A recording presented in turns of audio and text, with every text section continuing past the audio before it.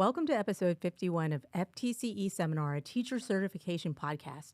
I'm your host, Mercedes Musto. Today we will be talking about numerical and categorical data to help you prepare for the FTCE General Knowledge Mathematics subtest. More specifically, we're going to talk about data that is presented in various forms, such as histograms, circle graphs, scatterplots, and two-way tables. Okay, great. Let's get started. Concept 1, data presented in various forms. Let's begin by defining some terms so we can understand the difference between numerical and categorical data. This will help us better visualize data when applied to like charts and graphs. Now, imagine you're surveying people about their favorite kind of pet, how many pets they have owned, and for how long did they have those pets, like as in number of years. Now, you're going to get a bunch of different responses. The responses you get for the questions of how many pets you have owned and how many years did you own pets would come in the form of numbers like I've owned 3 pets for over 10 years. This is an example of numerical data because these are quantities that can be measured and ordered. But think about this. Other responses like favorite pet type, dog, cat, bird, python, tiger, whatever. These are categorical. They represent groups or classifications, not numerical values. So think numerical like numbers and categorical like categories. Great. Well, that went pretty well. Next, how do we present this information in a way that's clear and easy to understand? Well, that's a nice question. You always ask good questions. Okay, so that's where charts come in. For numerical data, histograms are a great choice because this type of bar chart gives you a sense of the distribution of the data.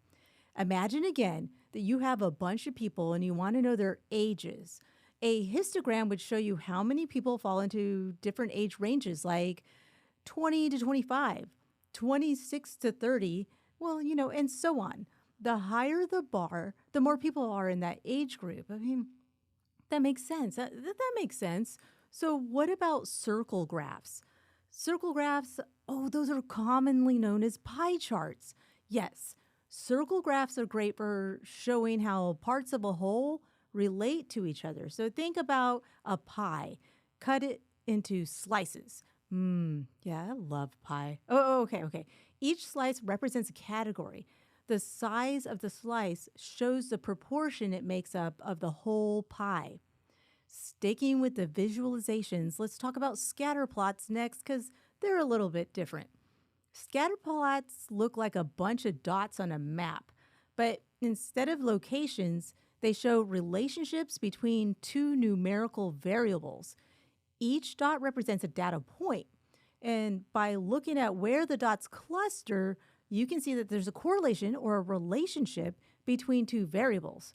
Furthermore, if you determine that there's a relationship between data points, then you can interpret whether that relationship is either linear or nonlinear. What? What do you mean by linear or nonlinear? Okay. So if the scatter plot data points form like a clustered diagonal line, then the next step is to ask, does that line slant left or right? Okay, stay with me now. If it slants right, meaning do the data points trend upward from the left toward the right? If so, this indicates a positive linear relationship. Okay, so what does a negative linear relationship look like? Hey, simply put, the scatter plots would trend left, meaning the data points form a line that trends downward from the right to the left. Ooh, one more thing. I mentioned linear and nonlinear. So as we just reviewed linear relationships form a line, a nonlinear scatter plots, those basically mean no line, like non, no, none, nada. You can tell these nonlinear relationships because they may appear like curved in some way. Lastly, two-way tables. Yes, tables, those nice little numbers and boxes. Two-way tables show relative frequency of like how categorical data intersects. Imagine again a data set that has to do with eye color and hair color. A table like this would show how many people have brown eyes and brown hair, brown eyes and blonde hair, brown eyes and red hair, or purple hair, and so on. Okay, that's a good breakdown of different charts, but how do we use them to solve problems? Let's say you're a store manager looking at sales data. A histogram of sales per customer might reveal if you have more high-spending customers or frequent low-budget buyers.